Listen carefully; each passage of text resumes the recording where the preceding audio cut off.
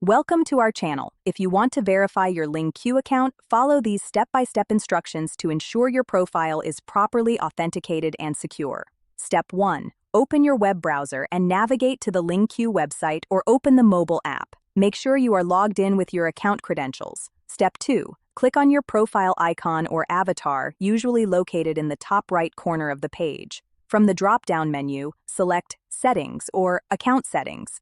Step 3. Look for a section labeled Security, Verification, or Account Verification. This is where you'll find the options to verify your account.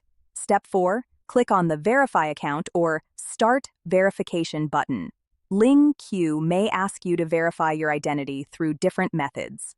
Step 5. Choose your preferred verification method. Common options include email verification, phone number verification, or document upload, such as a government-issued ID. Step 6. Follow the on-screen instructions carefully. If verifying by email, check your inbox for a verification link and click it. If using phone verification, enter the code sent via SMS. Step 7. If LingQ requires document verification, upload a clear photo of your ID or other requested documents. Ensure the image is high quality and all information is readable. Step 8. Wait for LingQ to review your verification request.